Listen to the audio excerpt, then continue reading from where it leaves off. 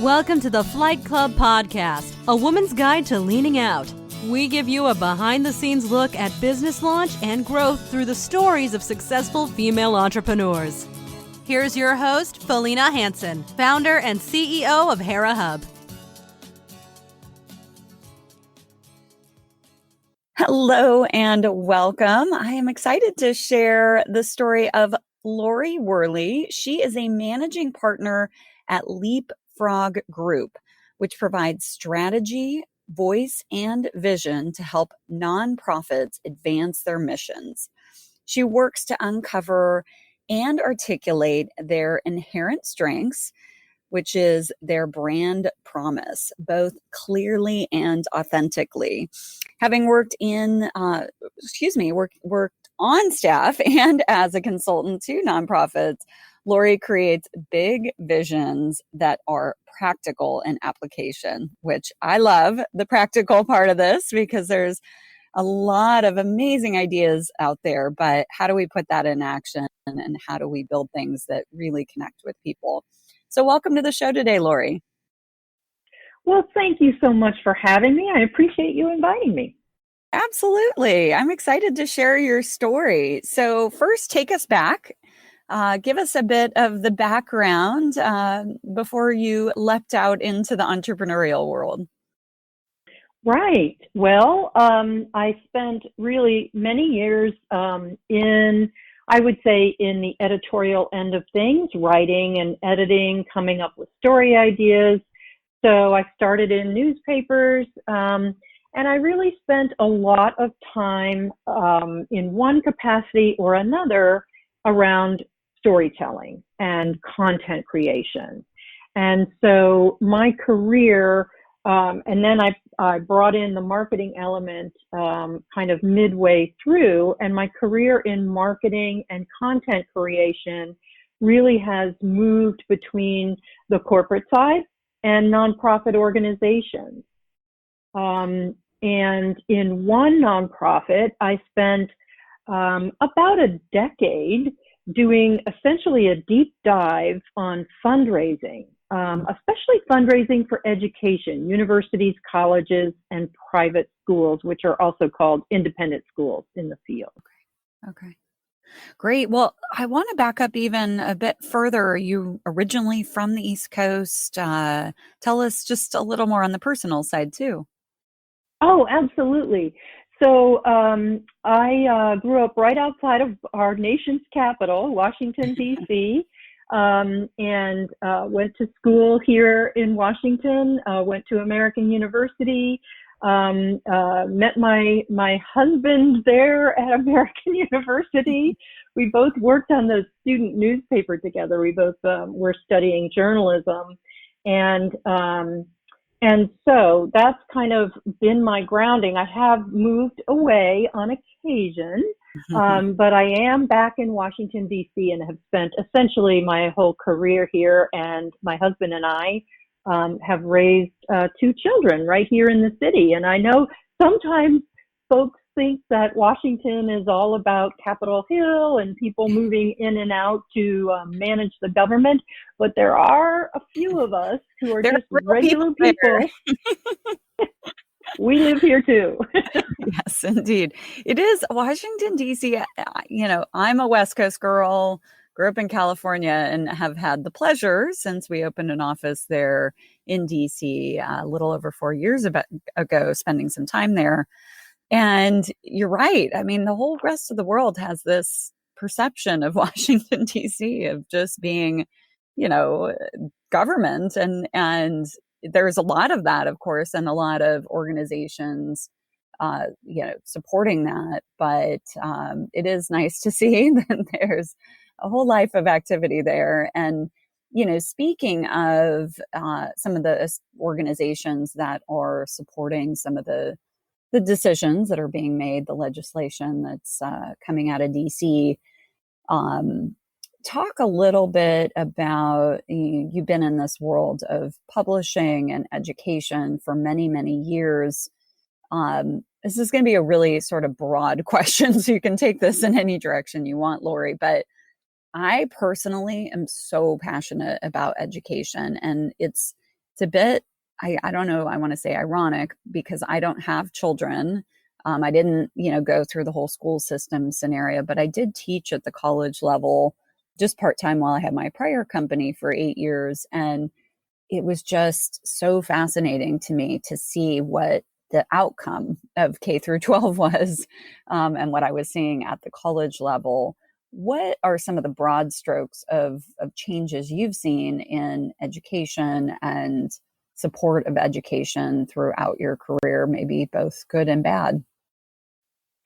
Yes, that's a great question. So I did know about, from listening to prior podcasts, I did know about your connection to education, and I was delighted to know about that. And I would say, some of the big themes right now are access and affordability, especially on the higher ed side. Mm-hmm. So, there's a lot of pressure on colleges in terms of financial pressure to keep tuition down. We all know the story about how difficult it can be to afford a college education, particularly at some of the smaller private institutions. It's just plain expensive and heavy student debt, that sort of thing. So that issue is not going to go away anytime soon. And quite frankly, it's a little bit of what we're seeing in our business, because we do a lot of work around marketing and communications for fundraising. And we're seeing, just a lot of attention onto fundraising, be it through grants, government grants, or institutional grants, or individuals fundraising amongst individuals, alumni, or members. There's a real pressure there to try to keep revenues going and costs down for students. And the issue of accessibility is really key as well. I think the important thing in my mind about education, and part of where my passion comes from, is I still see education as a pathway to a better life. Yes. Financially in this country. And some folks are saying, well, wait a minute, you don't know that you're going to get a good job out of college. No, it's not a guarantee. But where are you going to be if you don't have, some kind of higher education in your life? Yep, absolutely. Yeah, very, very great point. It is. It's just so interesting to see. And there was so much discussion around the debt crisis around college loans and some of the forgiveness programs that are supposed to be there but don't seem to be working right, and obviously a lot of things happening. So let me ask you probably a more, I don't want to say difficult question, but curveball question here. If you could take the role from Betsy DeVos and run at the highest level some of the policies around education, what are a couple of the things that you would do? Well, that's a terrific question. One of the concerns that I have about what seems to be the trend lately is that some of the protections that we've had in place in our education systems for marginalized students are being sort of, I would say, pulled back. And that worries me a lot. I have a child who identifies as LGBT, and I know the difficulty and struggles that can confront kids who are in those margins, I want to say. And so I think it's important for the federal government to stand firm and strong in support of these kids, to make sure that they're getting the education they need and aren't facing additional pressures, unnecessary pressures, such as bullying or, otherwise being marginalized. So that's number one.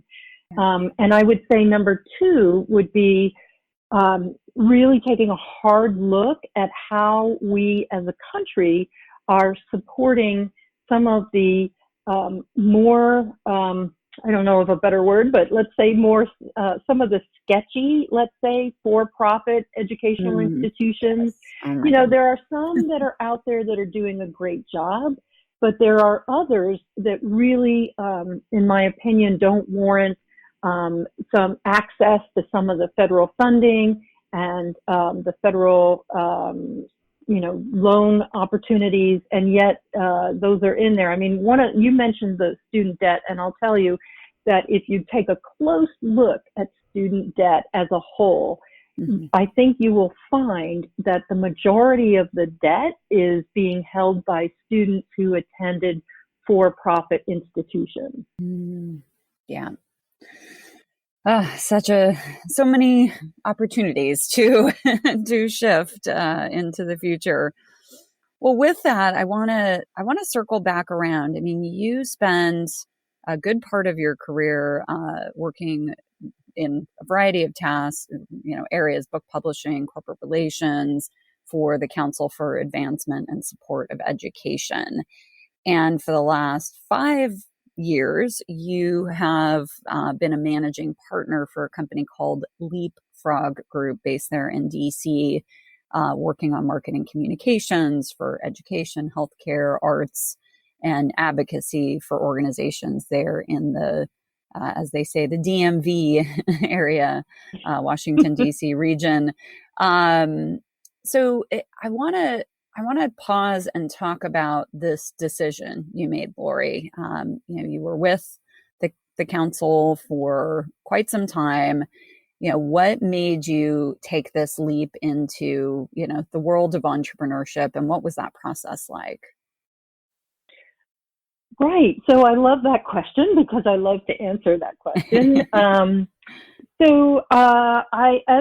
I mentioned, I do have a passion about education, as you could probably hear it in my voice. And I really enjoyed the work I was doing for CASE. And I reached a point where I was very eager to make a more strategic contribution, more than, say, execution. I just, not just with CASE, but elsewhere, I wasn't finding the right opportunities. And so I created one. And that's what I did. Talk about lean out. So I knew these two very smart women. I had known them for 5 or 6 years through CASE, actually, and they owned a small marketing agency out of Philadelphia that worked in the education field. And I admired their work, respected them as professionals, and I also liked them. So one day I just asked them, would they consider opening an office in my town, Washington, D.C.? And they said yes. And it was great. We had a lot of conversation to try to figure out what that might look like and how it might work. And with that, Leapfrog Group DC, of which I'm the majority owner, was born. And that was, as you said, 5 years ago. That's great. I love it. So just to push a little further on this conversation, it sounds like it was just, kind of easy, natural flow, things, one thing led to another. Was there any like, oh shoot, what am I doing here? Or was it just like, this is meant to be, I'm on the right path? I love that. No, it was not as easy as I make it sound. I can't imagine. It never is, right? Yes. Yeah. Oh, gee. I had quite a few moments of, oh dear, what am I doing? And are you kidding me? But, but truthfully, going all the way back to when I was a kid, I always wanted to run my own business at some point. And I just got to this crossroads where it really made sense to take that step. And so what I tried to do in those moments of, oh dear, what am I doing, was kind of, take a pause and think about, yeah, but I've always wanted to try this. And I have to say that, I'm inherently a very optimistic person who believes that things will work out one way or another. Sometimes you have to be flexible and you have to be agile and you have to think about things from a different perspective or gather new ideas. But in the end, I do have faith that things are going to work out. I'm as I said, I'm optimistic. So that sort of carried me through. We are kindred spirits, Lori.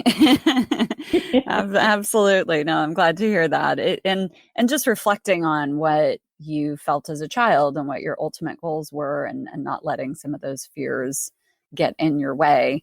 I love it. Perfect. So let's talk a little more about the business itself, Leapfrog Group. We gave a little bit of a teaser in the intro, and I mentioned a little bit about what you do, but take us in and give us the nuts and bolts. Right. So there are many marketing agencies and groups out there. There's no question there is a lot of competition. But what we do that makes us a little bit different is that all three of the owners, all three of us, have worked in nonprofits in our careers, and we all, that's where we come from. So it's an area, a field that we really understand from, let's say, both sides of the fence.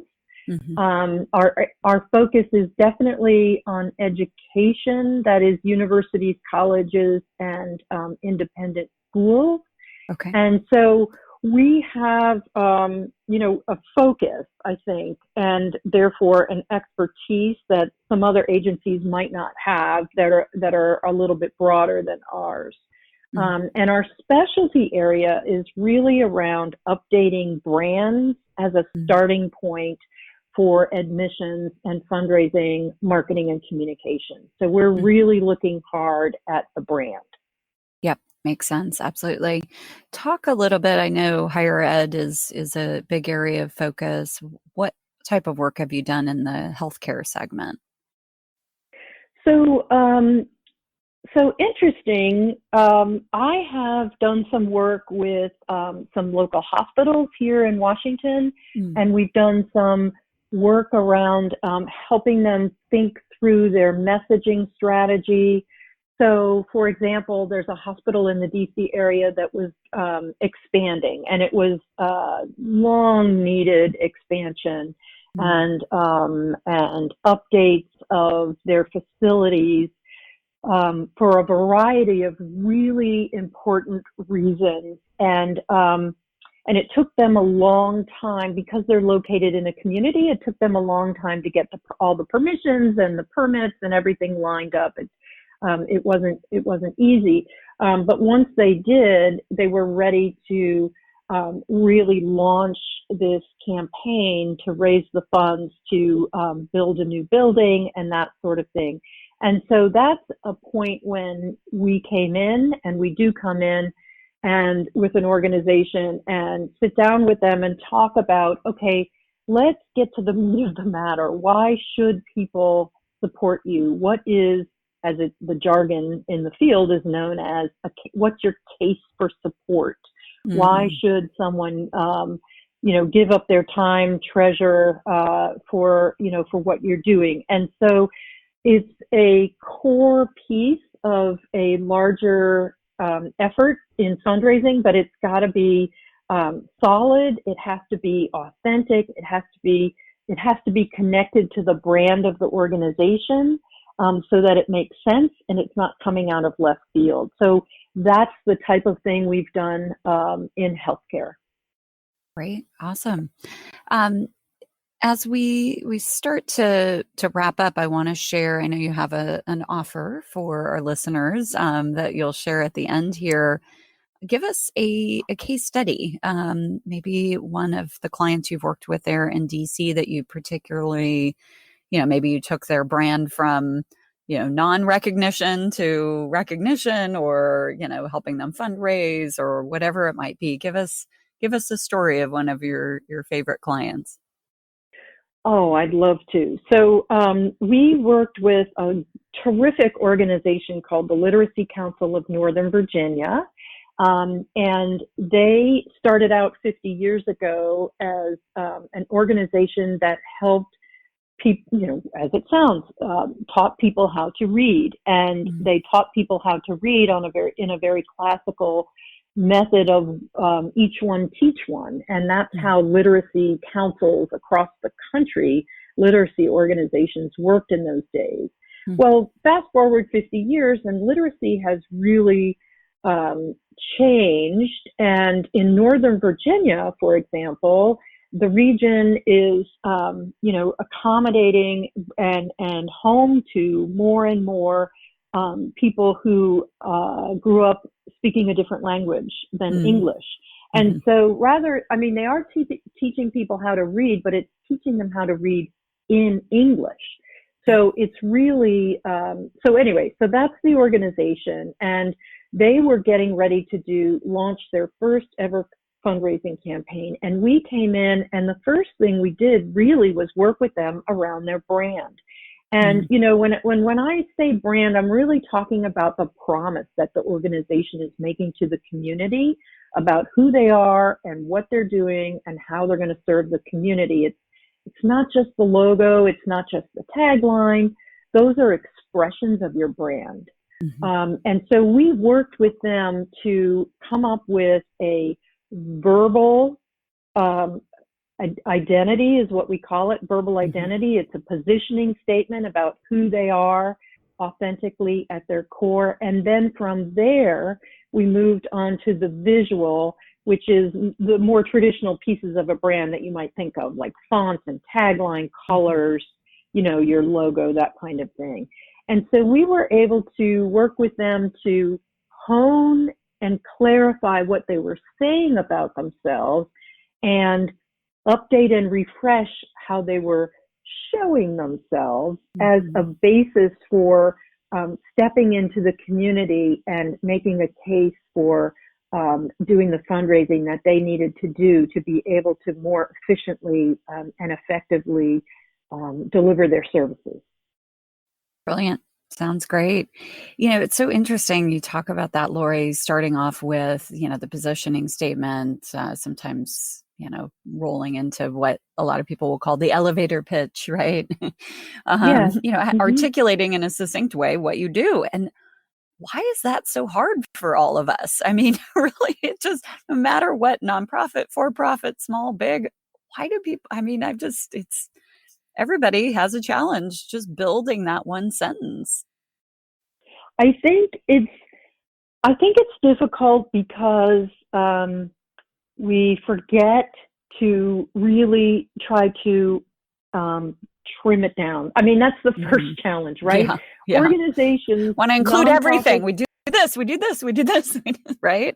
Well, and you as an organization, you may do all of those things. I mean, but those are not who you are. Those are things that you do. And so that to me is the challenge, is to really, try to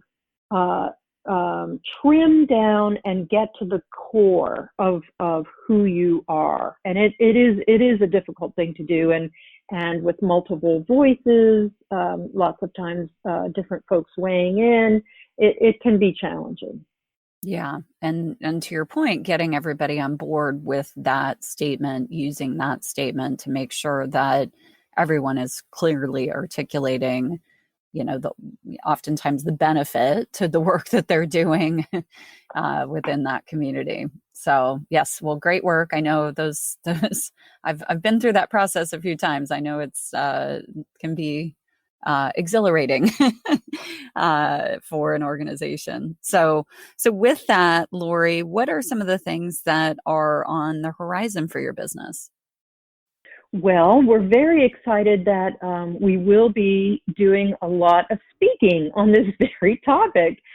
We've been invited to speak at a couple of industry conferences in 2020.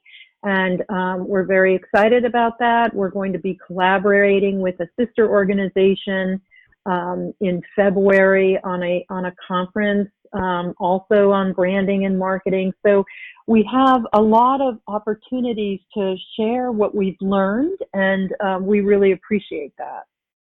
Fantastic. And I know you have an offer for our listeners, if you'll include that as you let them know how to best get in touch with you if they want to reach out. Yes, thanks. The best way to reach me is I'm going to give you two options. I'm going to give you my phone number. You are welcome to call or text at 202-380-5815. Again, 202-380-5815. You can also reach me through our website. We have an unusual web address, thinkleapfrog.com. So that is think, thinkleapfrog.com. There are a lot of leapfrogs out there, so especially in education, I would imagine. Yes. Yes, exactly. And the offer is, if anybody gets in touch with me, either through a text or through our website, through my email, I'd be glad to share with them a booklet that we wrote on elements of a tidy brand and why it matters to know your brand and to keep it tidy. Great. Happy awesome. to share that. And your email address is Lori@thinkleapfrog.com, I'm going to guess. That is correct. Okay, and it's perfect. Lori. There are different ways to spell Lori. True. Lori. Yes. Perfect. Awesome. Well, thank you so much for your time today, Lori. Thank you. Thank you for joining this week's episode of Flight Club, sponsored by Hera Hub. We look forward to sharing more success stories with you soon.